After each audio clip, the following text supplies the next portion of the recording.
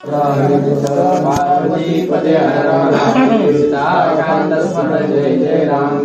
जय रघुवीर समर्थ सद्गुराज महाराज गोपाल कृष्ण भगवान सबदंतन की।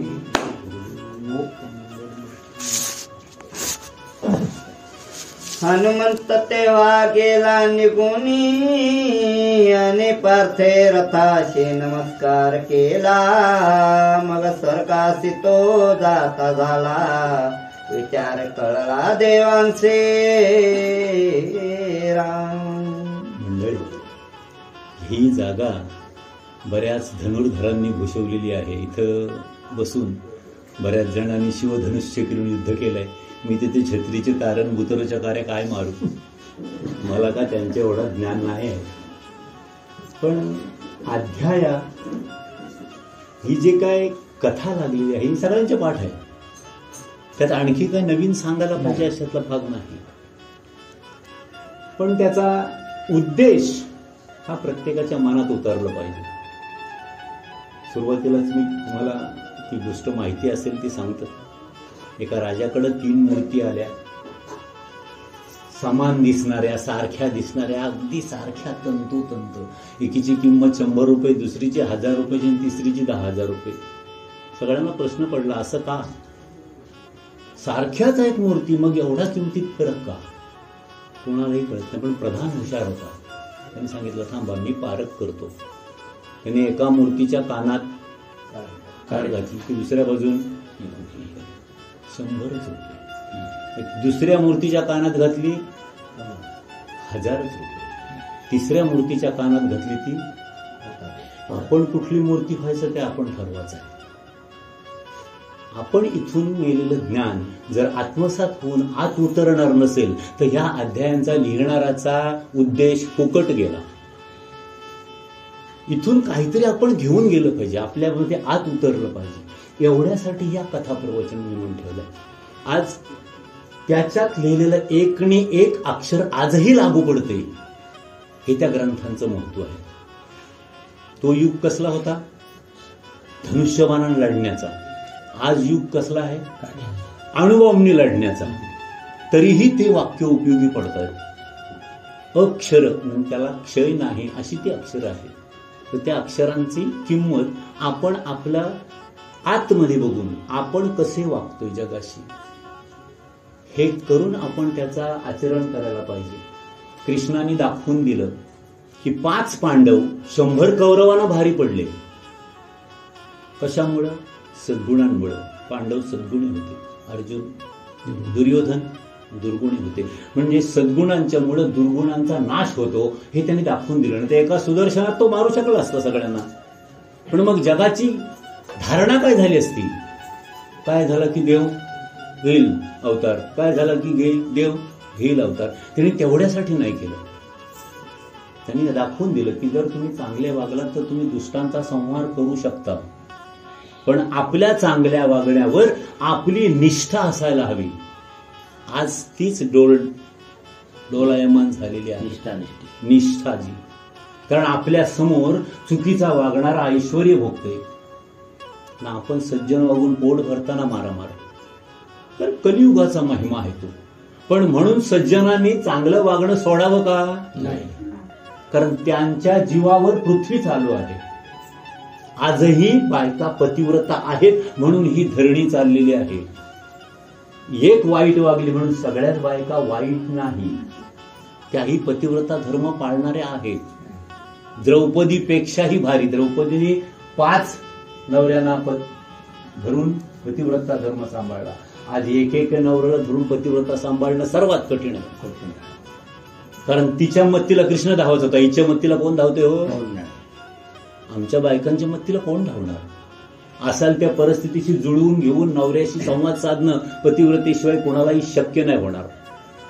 आज ती समोर बघते जगात काय चाललंय ते. आपल्यापेक्षा कितीतरी ऐश्वर्याने राहतात. मग तिला काही इच्छा होत नसेल का यांच्यासारखी फॅशन करावी, यांच्यासारखं फिरावं म्हणून? तिची इच्छा होत असेल. पण तरीही ती परिस्थिती जुळवून घेऊन नवऱ्याचा संसार करते. याला पतिव्रतेशिवाय दुसरं कसलं नाव देणार तुम्ही? पतिव्रता म्हणजे काय फक्त नाकच घसत राहिलं पाहिजे मग नवऱ्याचा असा काय भाग नाही. तिने परिस्थितीशी जुळवून घेऊन सगळा संसार करणं हे पतिव्रतेचं काम आहे. आज ह्या अध्यायातून आपण काहीतरी घेऊन घरी गेलं पाहिजे. मग काय घेणार आहोत आपण? पहिली गोष्ट, पांडवांची कृष्णावर असलेली निष्ठा.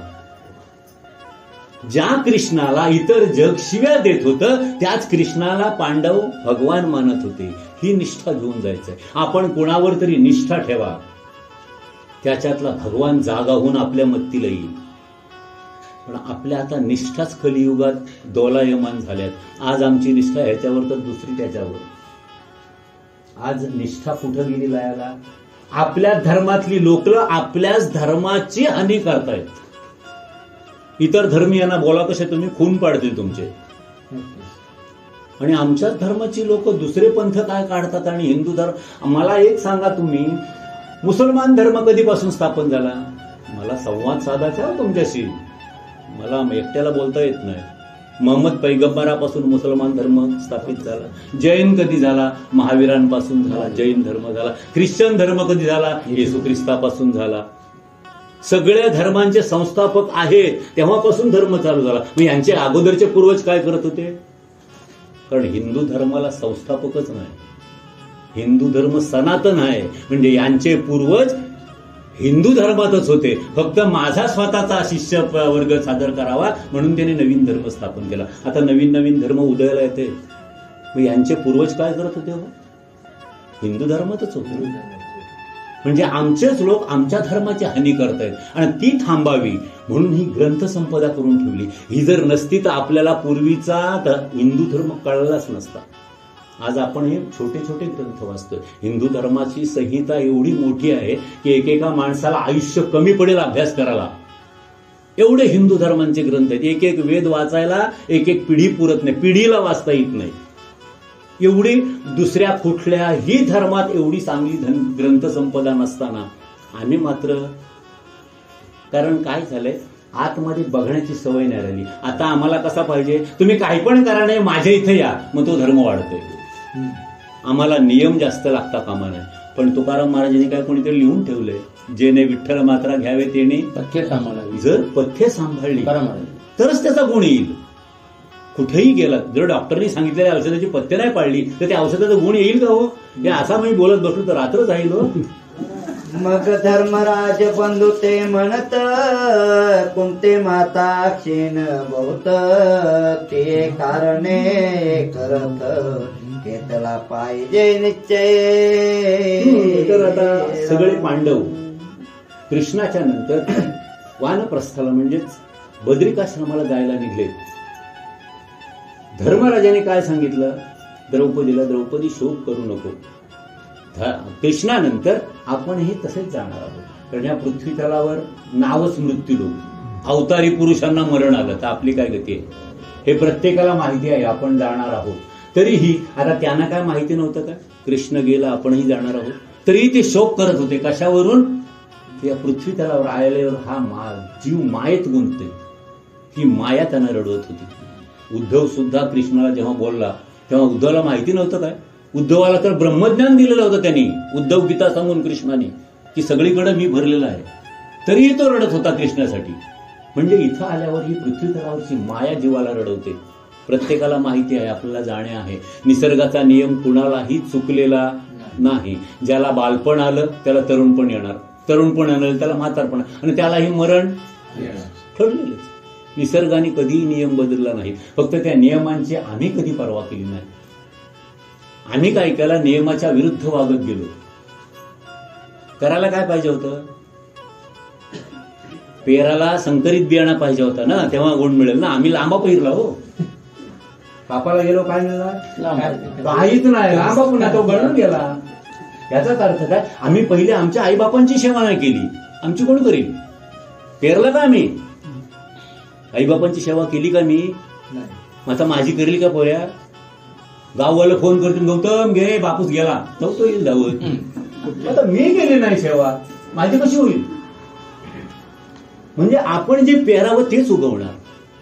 आणि प्रत्येकाने एक समजून घ्यायला पाहिजे. जर आता शेतकऱ्याला सांगायला नको संकरित बियाणं पेरला की भात चांगला मिळतं ना, याचा अर्थ मी जर स्वतःला चांगला समजत असेल तर माझा बियाणा चांगला असला पाहिजे ना. म्हणूनच मी चांगला जन्माला आलोय. माझे पूर्वज चांगले होते म्हणून मी चांगला जन्माला आलोय. मग माझे पूर्वज चांगले असताना त्यांनी घातलेल्या चालीरीती, त्यांनी पूजलेलं देव, त्यांनी दिलेल्या रूढीरीती मी का पाळू नयेत? मी लोकांचं का ऐकावं? कशासाठी मी लोकांचं ऐकू? काय केलं त्यांनी माझ्यासाठी? माझ्या आई वडिलांनी माझ्यासाठी जीव घालवलाय, जीवाचं रान केलंय, शेवटच्या श्वासापर्यंत माझं कल्याण व्हावं हीच त्यांची अपेक्षा. मग त्यांचं न ऐकता मी दुसऱ्यांचं का ऐकतो? जर मी दुसऱ्यांचं ऐकलं तर माझ्यासारखा नालायक पोरगा येत नसेल. मग ही माणसं दुसऱ्या धर्मात का जातात? स्वतःच्या वडिलांनी पूजलेली दैवत तुम्हाला का पूजाशी वाटत नाही? ज्यांनी आपल्यासाठी जीवापाड मेहनत केली त्यांचे रीतिरिवाज न पाळता आम्ही दुसऱ्यांचे रीतिरिवाज का पाळतो? हा आतमध्ये जाऊन विचार करण्याचा प्रश्न आहे. आणि तेच ह्या ग्रंथ शिकवतात. पाठीमागं बघा, हे असे वागले होते, पांडव कसे वागले होते तसे आपण वागूया. त्यांनी काय केलं होतं? पूर्वजांची कथा सांगितली कोणाला? नातवाला पूर्वजांची कथा, दुसरी कुठली नाही सांगितली. मग आपल्या पूर्वजांची आपल्याला किती माहिती आहे? आपल्या पूर्वजांची त्यावेळी आपल्याला कोणीतरी सांगितलं असेल, तुझा बाप दारुडे असेल, ठीक आहे, तो त्याच्या परिस्थितीनुसार वागला असेल, पण मला काय त्याने कमी पडू दिलं? काय त्याने पिली पण मला सांगली पिऊ नको. त्याने त्याचा अनुभव घेतला, दारू वाईट आहे, मला पिऊ नको सांगला. मग मी त्याचा ऐकू का मित्राचा ऐकू? अरे घे, तुझा बापूस पण पिऊ होता, काय चाललंय? मित्र सांगते तुझा बापूस पिऊ होता म्हणून मिनी पिवायची काय? पण बापाने काय सांगलं होतं? मिनी पिली वाईट आहे, तू पिऊ नको. हे संस्कार पहिल्या आपल्या पूर्वीच्या पिढीचे आपण घ्यायला पाहिजेत. आणि तेवढ्यासाठी ही ग्रंथसंपदा निर्मिती आहे. बोला. वचन मानले सर्वांसी, मग सिद्ध करणे महारथाचे, विचारून या सुमुहूर्ताचे, सकल जनांसी भेटले. सगळे पांडव जायला निघाले, पण त्यांनी विचार केला. बघा, त्यावेळी सुद्धा मुलं असून मुलं जाऊन बाप शिल्लक राहत होते. कृष्ण गेला त्यावेळी वसुदेव देवकी शिल्लक होती, अक्रूर त्यांचे ज्येष्ठ हजर होते. आता पांडव चाललेत आईला स्वतःला घेऊन.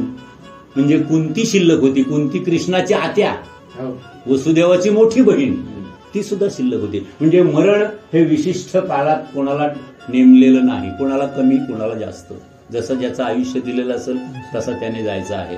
त्यामुळं दुःख करू नये असं ग्रंथ सांगतात, पण माया आपल्याला दुःख केल्याशिवाय ठेवणार नाही. माया रडवते. तसल्या संत महंतांना जर रडवले, उद्धवाला अक्रूराला जर रडवला तर आपण कोण?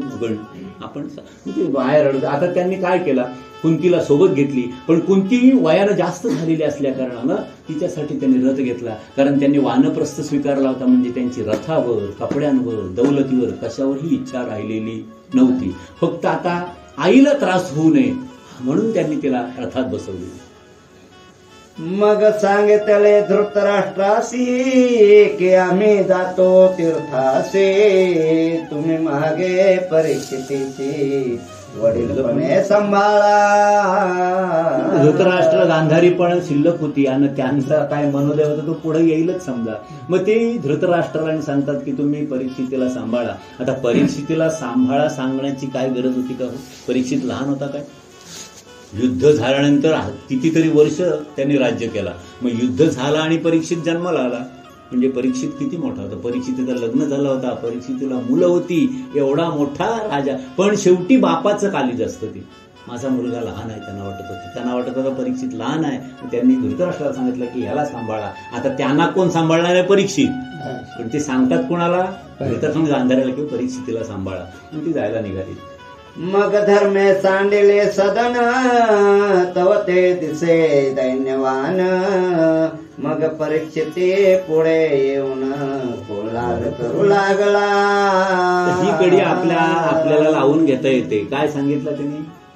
धर्माने घर सोडला बरोबर तो दैन्यवान दिसायला लागला. मग या शरीरातून जर धर्मच निघून गेला तर काय राहील तो कोण? राक्षस. धार्मिक वृत्ती जर यातून निघून गेली की राहील ती राक्षसी वृत्ती. लक्ष्मी गेल्यानंतर राहतं कोण? कसा धर्म त्या याच्यातून गेल्याबरोबर तो संपूर्ण राष्ट्र दैन्यवान दिसायला लागला. धर्म गेला की अराजकता ठरलेलीच. जिथून धर्म गेला तिथं अराजकता आली. आज आपल्या संपूर्ण देशाला अराजकतेनेच घेरलंय. धर्म ही आता जस्ट आम्हाला क्लिप आली होती, किती मला वाटतं सांगितलं त्यांनी 71 कीर्तनकार ज्यांना बोलावून फडणवीसांनी पैसे देऊन कीर्तनातून भाजपचा प्रचार करायला सांगितला आणि त्यांनी केला. याच्या क्लिप आहेत माझ्याकडे. धर्म सुद्धा राजकारण्याने वेठीच धरलाय. आता तुम्ही राजकारणाचं काम करा, तुमच्या धर्माला सगळ्या बक्षिसा पण मिळतील. बस आज ते पारितोषिक मासिक खैरात वाटतात कशी वाटतात. अरे यांनी केलं काय राष्ट्रासाठी? काहीच नाही. तरीही त्यांना नुसते बक्षीस दिलं जातं. राष्ट्र किती भूषण, रायगड भूषण, किती ना महाराष्ट्र भूषण, ती त्यांची शेवटी राजकारणी चाल आहे ती. म्हणजे आज राजकारण सुद्धा भ्रष्ट झालंय. धर्माला सुद्धा त्यांनी ग्लानी आणली.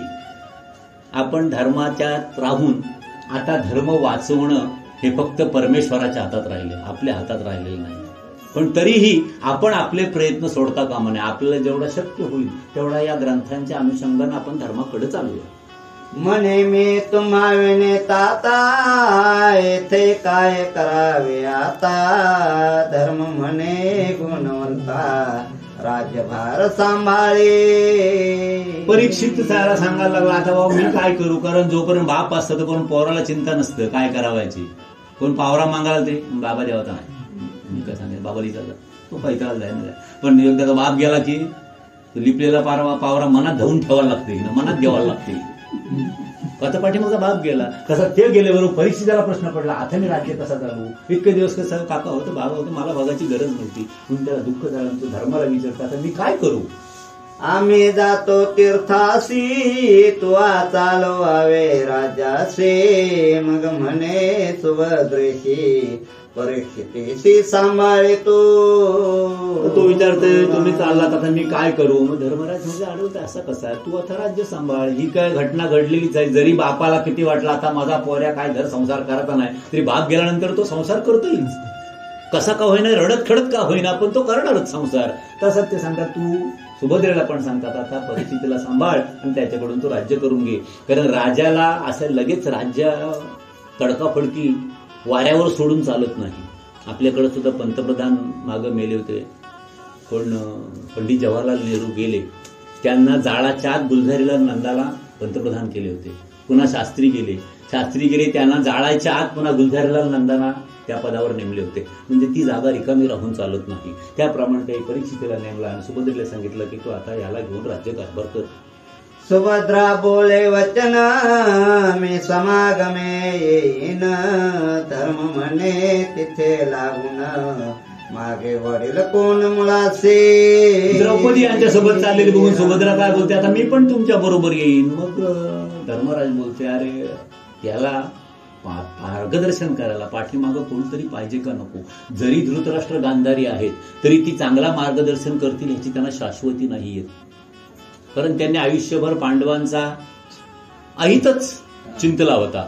त्यामुळे त्यांना त्याच्यावर विश्वास नाही. जरी सांगितला त्यांना की माझ्या परिस्थितीवर लक्ष ठेवा, तरी त्यांना तेवढा विश्वास नव्हता. म्हणून ते सांगतात मग याला पाठीमागं वडील कोण आहे. जर पाठीमागं आधार असेल तर माणसाला धीर येतं. जसा एक ज्येष्ठ माणूस पाठीमागं असावा. आपल्या आग्र्यात म्हण आहे, दाराशी खातारीने धरण म्हातारी असावी. माणूस काही ना काय करता राहतो. दाराशी जर खातारी म्हणजे तुझ्या दाराच्याने तू 2 पानाची झारा तरी खुटशील, पाणी तरी घालशील, पण ते काहीच नसलं तर ब्लॉकमध्ये काय असलं असतं, आजची कडी लावशील ना टीव्ही बघित बसशील. ब्लॉकवाला काय करणार, शेजाराची पण त्याला ओळख नसते. ऐकून धर्माचे बोला सुभद्रेने एकांत केला, म्हणू लागले दृष्टीराला का हो मजला त्या गीता येथे. द्रौपदीला सोबत नेत आणि मला नेत नाही, मग तुम्ही मला का टाकून चाललात. म्हणून तिने शोक करायला सुरुवात केली. मग धर्मराज करे काय परीक्षितेशी ते ओटीत घालिता होय तव तिने मोकळो निधाय धरले पाय धर्माचे. आता ओटीत घातला म्हणजे काय तो लहान मूल नव्हता. ओटीत घालणं म्हणजे त्याच्या स्वाधीन करणं. हा परीक्षित आता तुझ्यावर सोपवलाय असा करून केला आणि तिने धर्माचं पाय धरलं. काय बोलते. मग उठून सुभद्रेशी धरता झाला पोटासे नाना गोष्टी सांगून तिचे समजाविले कृपेने. ती घटना वरून नेमलेली असते, घडणार असते तशीच. तिची समज घालायला पाहिजे होती का सांगा तुम्ही. होणार होतं ते, पण तिची समज घातली ती नाही धर्माने. जर ती हट्टालाच पेटली असती तर नेणं होतं का नाही बाप तिला. त्यांचीच बायको होती ती अर्जुनाची, पण ती समज घडणार होती. जसा एखादी गोष्ट घडणार असली की त्याला काहीही कारणाची गरज लागते, ती आपोआप घडून जाते. तसाच म्हणतो धर्मराजाने तिची समज घातली की तू परिस्थितीजवळ सांभाळ.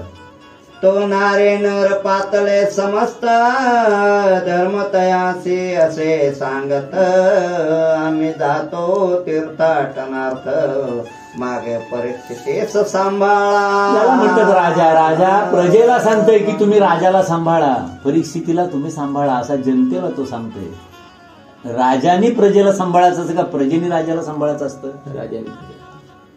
प्रजेनी राजाला सांभाळायचं असतं. आज आपण सांभाळतोय, फक्त अजून आमची जनता पाहिजे तेवढी म्हणजे काय सुशिक्षित शिक्षित आहेत बरेच, पण सुशिक्षित झालेली नाही. कोणता उमेदवार द्यावा. भ्रष्टाचारी सगळे नेते. देवेंद्र फडणवीसांनी मुलाखत दिली, तुम्हीच बोलतो त्यांना निवडून देते, तर आम्ही काय करणार. एवढे गुन्हे असलेले तुमच्यात आहेत लीडर. आता गोपीनाथ मुंडे ओळखून मुंडे त्याच्यावर बरेच आहेत गुन्हे. धनंजय मुंडे पण ते सांगते लोकांनीच निवडून दिला, आम्ही काय करणार. जनतेच्या हातात आहे किल्ली, पण जनता कुठं फसते. अर्थ 1500 रुपये अर्थ पैसा. पण आता जेव्हा पैसा खाऊन पण जेव्हा उमेदवार पडतील तेव्हा जनता सुशिक्षित झाली असं समजेल. जनतेने पैसा आपण खातोय म्हणजे त्याच्याशी इमानी वागलं पाहिजे हे मनातून सगळं काढून टाकायला पाहिजे. कारण पैसा त्याने मुळात इमानीपणे कमवलेलाच नाही. ते जे पैसे देत आहेत ते त्याने इमानदारीने कमवलेलं नाहीच. एखाद्या सप्ताहाला जेव्हा लाख रुपये देणगी देतात ना तेव्हा त्याला विचारायला पाहिजे तू प्रामाणिकपणे कमवलेस काय. प्रामाणिकपणे कमवलेला माणूस 1000च्याही वर त्याला देता येत नाही, कारण त्याला कष्टाची माहिती असते, पैशाची किंमत माहिती असते. पण आज काय झालं, लाखभर रुपये देणगी दिली तर पहिली त्याला खुर्ची द्यावायला लागते, शाल श्रीफळ पहिला त्याला द्यावं लागतं. आता पुढच्या सप्ताहाला लाख नाही द्यावाचा तो, आणि त्याच्याशिवाय तर सप्ताह चालत नाही, पर्यायच नाही. म्हणजे कलियुगात असा सगळा उलटा होऊन बसलाय. सज्जनाला मार, दुर्जनाला उपहार भेट, कलियुगाचा. ऐकून सर्व नर नारे रुदन करते नाना परे म्हणते धर्मा मावारे घातले तरी कोणाचे. जनतेला माहिती होता हा राजा कसा होता तो. आपण ह्या राजाच्या सुख शांती भोगली होती म्हणून त्यांना दुःख झाला. ही धर्मा आता तुम्ही तीर्थयात्रेला चाललात सांगताय, मग आमची दशा काय होणार. नगरवासी क्रंदती अठ्ठासे रुदन करते धर्मा तुझ वाचून हे निश्चिती जोडोती वित्वामते. त्यांची किती राजावर श्रद्धा होती की आमचा राजा तू जाऊ नकोस, आमचा जीव गेला तरी चालेल, आमच्या जीवनाची इतिश्री तुझ्या देखत व्हावी ही एवढी इच्छा जनतेची त्या राजाकडे होती. एवढा चांगला राजा होता. पुढे तो न जाताचे प्राण तेसे तसे दिन पण तैसे धर्मा तुझविन नगर शून्य दिसेल हे. आता एक अध्यायकर्त्याने उपमा दिली, जसा एखाद्या आता आपल्या आईच्या कुडीतून प्राण गेल्यानंतर त्याची काय झाली, कुडी झाली. आपण एखादा माणूस वारला हॉस्पिटलला तर बाहेर आलो बॉडी आणली काय, त्याचं नाव झाला प्रेत झाला तो. एकदा त्यातून त्याचा तो नाव ठेवलेला आत्मा निघून गेला, नाव बदललं की त्याची ती बॉडी झाली. तसाच म्हणतोय धर्मा तू इथून चाललास, आता जसा काय कुडीतून प्राण जावा तशी या शहराची गती होईल. तुम्ही जाता तीर्थासी मागे काय आज्ञा मासे आभारे घालोनी कोणासी निरविधे असे सांग हे राजा म्हणतो तू चाललास मग आम्ही कसा वागावा आता याच्यानंतर, कारण आता आम्हाला कसा वागावा याचा कधी विचारच करावा लागला नाही. राजा सगळा सुस्थितीत चाललाय, काय करायची गरज नाही. जेव्हा माणूस सुखी असतं तेव्हा देवाची आठवण तो करी नाही. जेव्हा दुःख पडल्यावरच देवाची आठवण. म्हणून तो कुंतीने कृष्णाकडे मागून काय घेतला होता, मला दुःख दे बोलतो. दुःख देशील तर तुझी आठवण होईल, सुख दिलीस तर नाही. जेव्हा आपण सगळा करतो तेव्हा हे सगळा माझा मीने केला. मी संकट पडल्यावर देवा या असा काय केलास, अरे मगाशी काय बोलतो मीने केला, म्हणजे संकट कोणी आणलं, तुम्हीच आणलं. तुझा कुठंतरी पाय चुकला होता, चालताना तुझा लक्ष नका म्हणून दगडान अंगठा फुटला, त्याला देव काय तरी. तू जर तुझ्या जीवनात सच्चेपणे चालला असता तर ठेच लागलीच नसती. पण तू कुठंतरी तुझा मन भडकटला, तिथं चुकीचा वागला असताना मग ठेच लागली. आणि मग आता देव काहीतरी, कारण देव सगळ्यांच्या इच्छा पूर्ण करतो. चोर सुद्धा बाहेर पडला, तेव्हा आज मी घेऊ दे नको हो, त्या दिवशी नाही गवणार. पण मग त्याला हळूहळू असा अभिमान होत, अय मी गवतय सापडला, त्या दिवशी सापडलास. म्हणजे देव सगळ्यांच्या इच्छा पुरा करतं. ज्या दिवशी तुम्ही आठवण नाही करणार त्या दिवशी तुम्हाला ठेच लागणार. तो सांगतो बघ हे माझी आठवणी सारलास.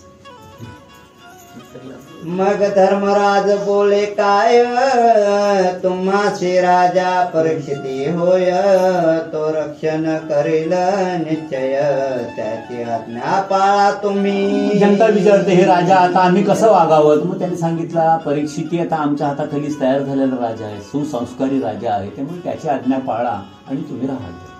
ऐसे धर्मराज सांगोनी निघता झाला सर्वांपुसोनी, तो नागरिक स्त्रिया धावनी लागते चरणी धर्माच्या. नागरिक जन गेल्याबरोबर आपल्याकडं आता उलटा झाला, लेडीज फर्स्ट. तसं त्यावेळी नव्हतं, त्यावेळी पुरुष येऊन गेलं, नंतर नागरिक स्त्रिया आल्या. हे धर्मराजा म्हणतो तू चाललास आम्ही काय करावा. आणि म्हणते राया त्वत्कृपे करून सुख पावलो बहुत दिन, आता कधी आलं परतोन ऐकून धर्म शंकला.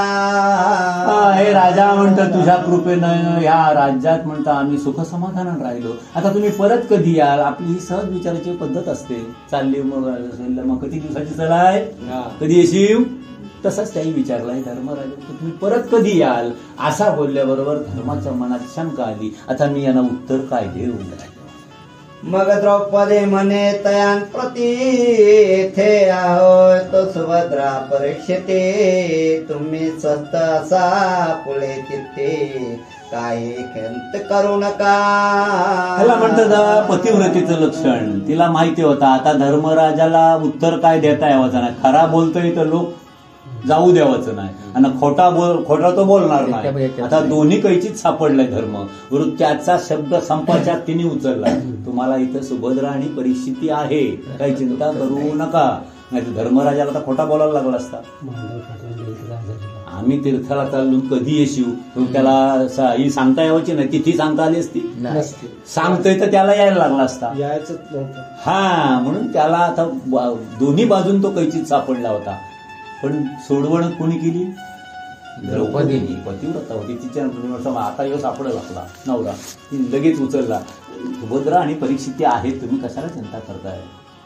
ऐसे सर्वांचे सांगून 7 जणे निघाले तेथून, तो नाना पक्षी सापदगण धर्मा पुढे उभे ठेले. त्यावेळी पशुपक्ष्यांना सुद्धा पशुपक्षी आणि माणसं नियम पाळत होते, त्यामुळे एकमेकांची भीती त्यांना नव्हती. आजही पशु फक्त नियम पाळतात, माणसं नियम नाही पाळत. आपण प्रत्यक्ष टीव्हीच्या माया बघा तुम्ही चित्र, हरणं तिथं चरत असताना वाघ बसलेला असतो.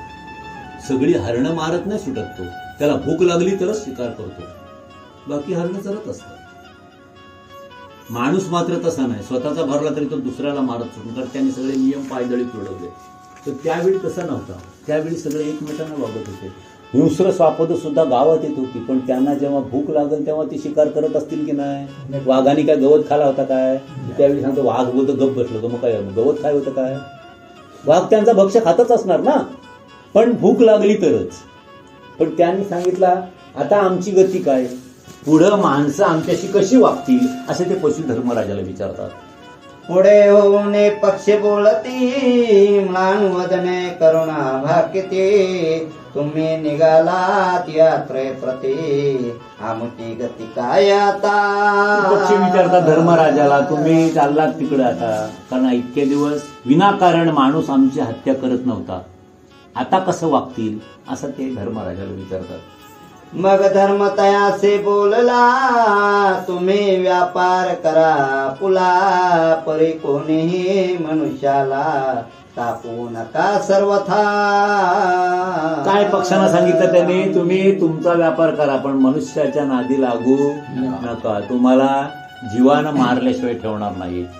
पूर्वी काय होता, पूर्वी माणसं कमी असतील किंवा शेती कमी होती म्हणा, पशु पक्ष्यांना खायला दाणे बरेचसे होते जंगलात वगैरे सगळीकडे सृष्टी. आता सगळी माणसांनी काबीज केल्या कारणानं आमच्या दारीन व कबुतरांचा थवा नाही बसत ते खायचा काय, मग आम्ही बॉम्बातून कबुतरांच्या नावाने. पण त्यांच्या संपूर्ण सृष्टीवर आम्ही अतिक्रमण केलंय हे माणूस काय समजतच नाही. पशु पक्ष्यांच्या सृष्टीवर माणसाने अतिक्रमण केलंय, त्यांना वावरण्यासाठी सृष्टीच ठेवली नाही. मग आज कुठल्या बोरिवलीच्या नॅशनल पार्क मध्ये बिबटे शहरात फिरायला लागले, नाही फिरतील तर काय करतील, त्यांना त्यांची जागा जर तुम्ही ठेवली नाही ते काय करतील. आजवरे तुम्हासी भय मनुष्याचे नव्हते निसंशय आता विश्वासाल तरी होय प्राणघात तुमचा पै. आता म्हणतात तुम्ही जर माणसावर विश्वास ठेवाल या कलियुगात तर तुमचा प्राणघात होईल. कारण सर्वात घातक वस्तू जी निर्माण झाली सुरुवातीला ती म्हणजे पैसा.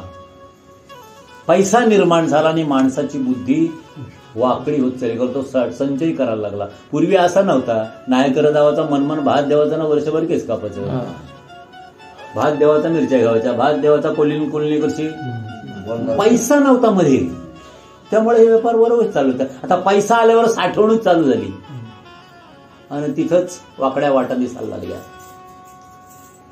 ऐसे पक्षासे बोलत से जान तो स्वापदे आले धावून धर्मरायासे वंदन करुण करुणा भाकिती आपुले. पक्षांना धर्माने सांगितलं तुमची तुमचा व्यापार मनुष्याच्या नादी काय लागू नका, तुमचा प्राणघात होईल. एवढा सांगितल्याबरोबर स्वापदे धावून आली. आता स्वापदांना सुद्धा तेच सांगणार आहे तो.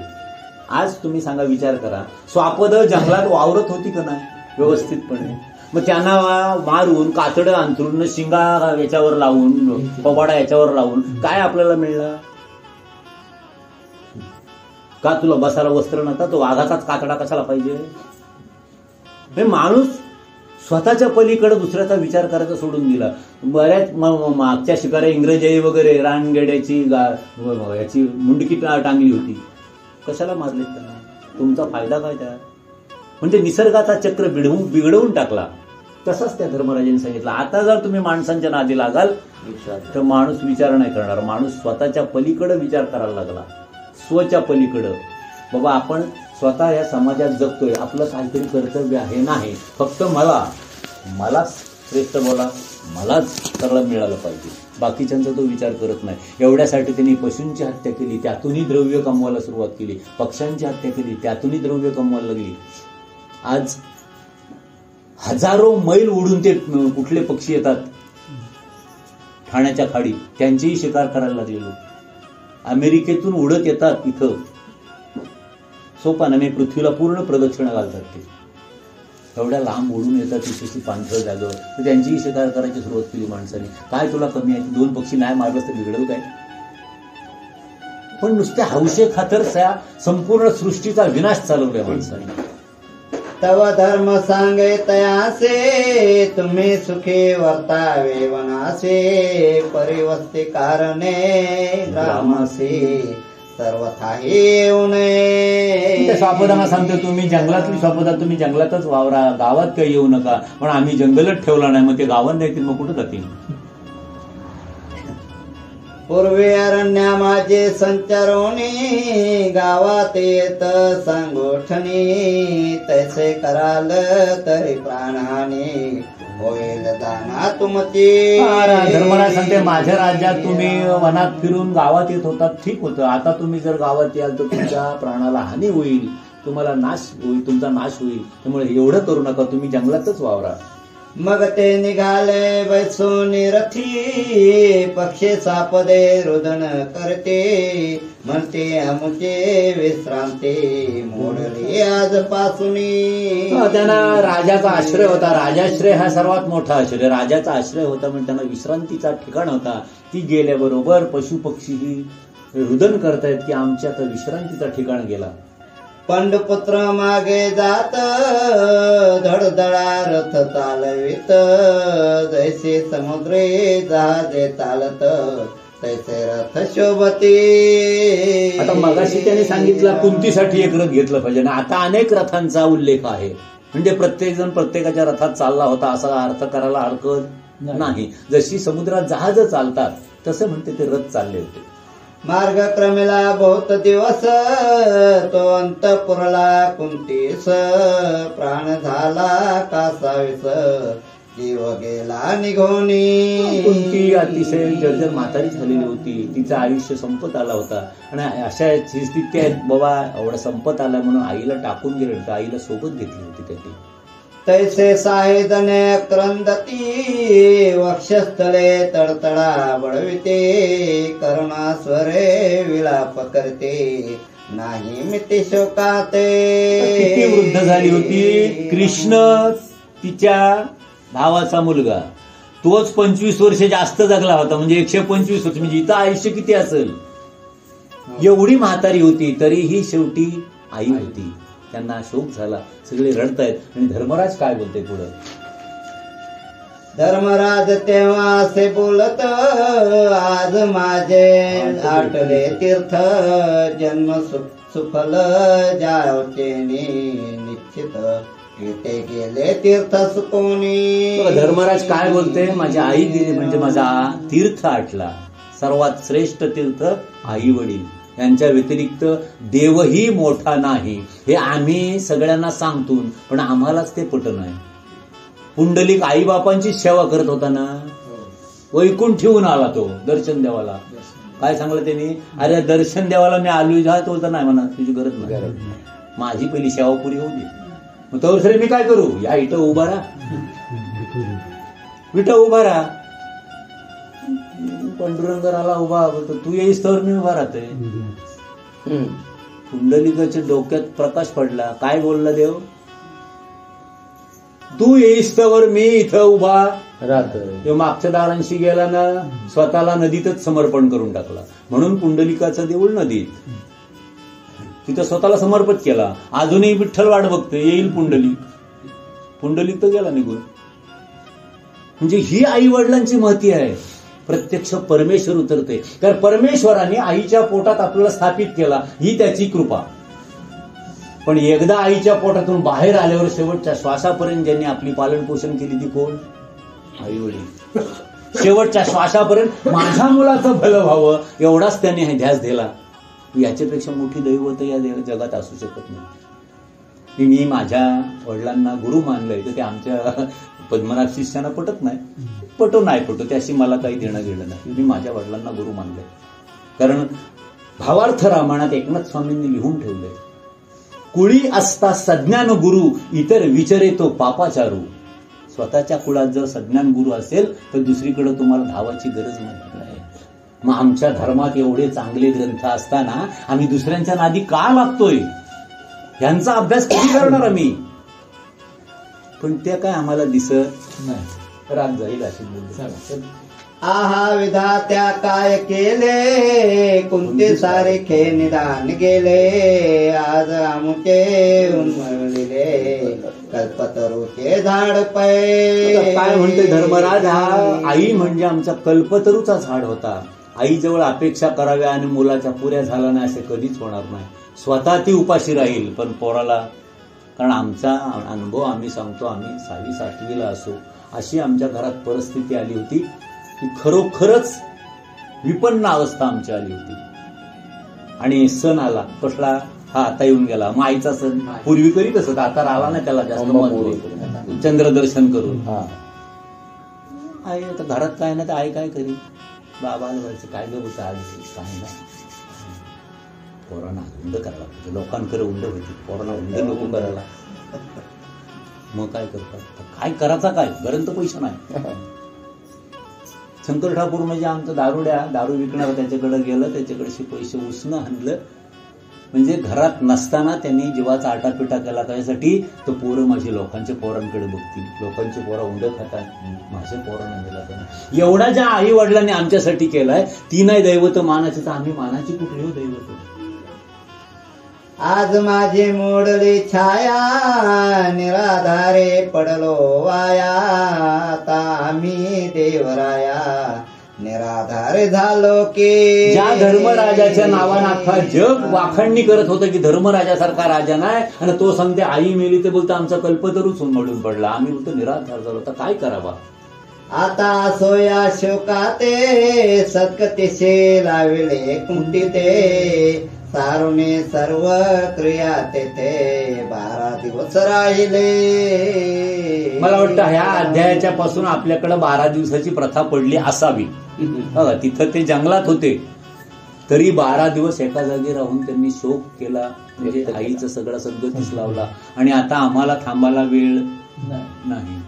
कोण कोण सांगतात, आमच्या गावातले एखादे मुंबईला गेले होते, तुम्ही फक्त रविवारी सांत्वनासाठी या, आम्हाला सुट्या नाहीत. धन्य तुझ्या पुढं पोऱ्या, धन्य तू बापासाठी जर 12 दिवस तुला राहता येत नसेल तर धन्य त्यांनी जे तुम्हाला जन्माला घातलं. तसा त्याही काय मात्र केला ना, त्या जागेवर 12 दिवस राहिला आणि कुंतीचा यथास्थान सगळा उरकलं. मातेशी सद्गतीस लावून मग निघते झाले तेथून, रथ घोडे ब्राह्मणांचे अर्पून शरण चालले. करते वानप्रस्थ आश्रम स्वीकारला होता, सगळ्या सांसारिक इच्छा सगळ्या त्याग केल्या होत्या, म्हणून त्यांनी काय जे रथ घेतलं होतं ते लगेच दान केले. स्वतःची आशा गुंतू नये म्हणून ते चांगले कपडे असतील, काय दागिने असतील, ते सगळे टाकून अनवाणी पायानं म्हणत निघाले. पुढे मार्ग केला कठीण, म्हणून भगवे वस्त्रे करून, संन्यास दीक्षा घेऊन तक्षण काही जणे चालले. आता आपण काय बोललो असतो, दीक्षा घेतली, मग कोणाकडून घेतली, कोण होता का तिथं, कोण.